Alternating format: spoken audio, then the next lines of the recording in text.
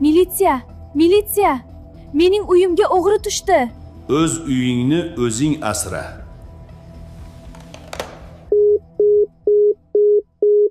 Assalomu alaykum.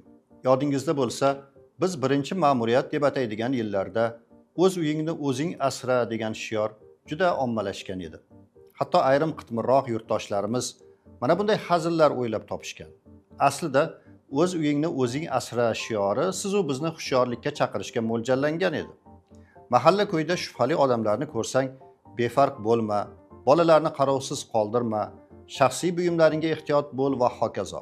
Hammamiz har kuni amal qilishimiz kerak bo'lgan oddiy tartib qoidalar.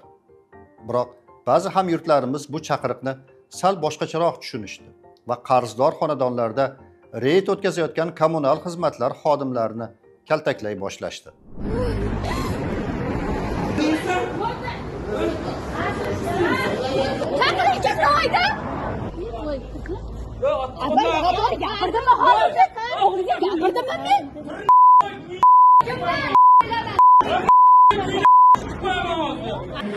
Xodimni holati 8 keldi xodim.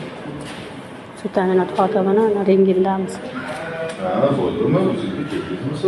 Bu voqea 10-mart kuni Farg'ona viloyati O'zbekiston tumani Sochtepa mahallasida yuz bergan. Suv ta'minot xodimi mazkur mahallada ro'yxatdan o'tkazilmagan suv hisoblagich borligini aniqlagan va jarima yozmoqchi bo'lgan. Bunga javoban xonadon egasi Sochtepalik mushtumzo'r xodimning sochini tepasini mo'ljallab chunonam solganki, sho'rlik suvchining boshini naq 8 joydan tikishga to'g'ri kelgan. Ha, mana shunday himoyachilar bo'lsa, qo'rg'on butun, xatar yo'q. Yigit amon bo'lsa, xatar yo'q. Sertifikatini borib registratsiya qilmaganim aybim bo'ldi. Shu ular keyin tarmoqni suvni uzamiz deb talab qilganda men shunga qarshilik ko'rsatdim. Shu jahl ustida suvni o'chiraman dedi, o'chirmaysan dedi. Ochig'ini aytganda suv ta'minot xodimlari bunday janjallarga ko'nikib ketishgan. O'z uyimni o'zim asrashim kerak degan fuqarolar shunchalik ko'pki, ular suvchilarni sira zeriktirishmaydi. Bo'ldimi? Qibuldingmi ishingni? Ishingni qibuldingmi? Ortiqcha harakat qilmanmi? Aqling yetadimi o'chirishga? O'chiraman. O'chir, yorib tashlayman. Kesilib ketadi. Yorib tashlayman. Hali tushunmayapti. Boshqa hali bir uyga kirib zo'rlik qilsanglar. İlyas aka qo'y. Chiq! İlyas aka. Bor, qamat bo'lma. Chiq. İlyas aka. Qilmay. Och, nariyoqqa chiq! İlyas aka. Chiq, dema eshikdan chiq. Nima zo'rlik qilsanlar, yotol, chiq. Suvni usting, agar suvni usting. Nima qilsan qilamiz? Bildingmi agar suvni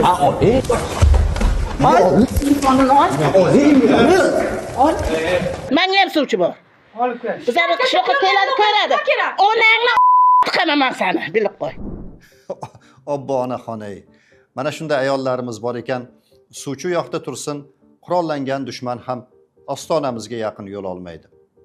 Har safar suvchilar bilan bog'liq shu kabi hangomalarni ko'rganda ko'nglimda bir savol tug'iladi. Gaz va svetdagilar zab yo'lini topishganda vaqtida to'lamadingizmi, shartda uzib qo'yishadi. Majbur to'laysiz. Urush janjal yo'q, hech kimning boshi yorilmagan, onaxonlar hech kimni hech qayerga kiritib yubormagan. Suvchilar ham shunday qilsa bo'lmasmikan deb o'ylab qolaman. O'z suv ta'minotdagilardan shu haqda so'radim. Ularning aytishiga qaraganda, svetsiz va gazsiz ham yashasa bo'ladi, ammo suvdan uzib qo'yilgan odam o'ta qiyin vaziyatda qoladi. Axir o'sha xonadonda bemorlar, yosh bolalar bo'lishi mumkin. To'g'ri, bu gapda jon bor.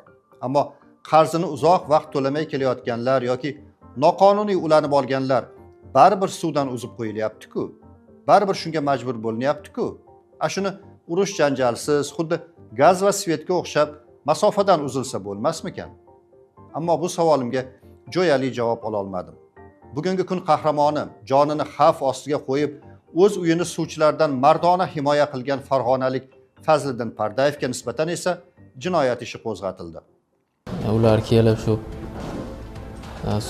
suv tarmog'ining shu to'g'ri faoliyat yurishini so'radi.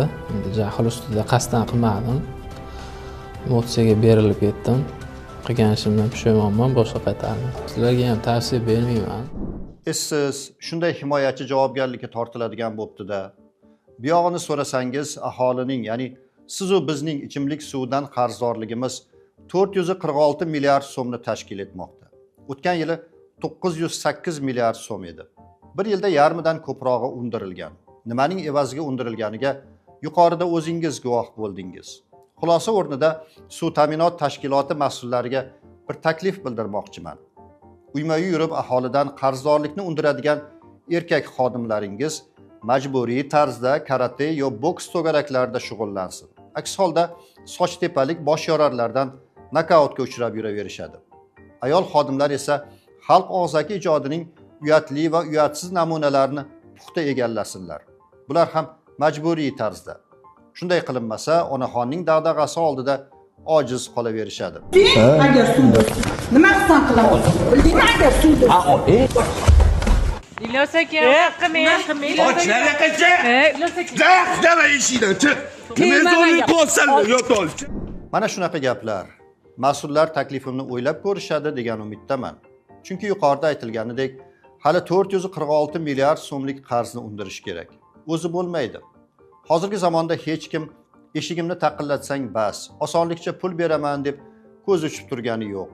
Agar suvchi xodimlar o'z uyini o'zi asrashni noto'g'ri talqin qilayotgan aholiga munosib javob bera olmasa, qancha boshlar yorilib, qancha so'kishlar eshitishga to'g'ri keladi. Biz esa bunday bo'lishini xohlamaymiz-ku, to'g'rimi? Salomat bo'ling.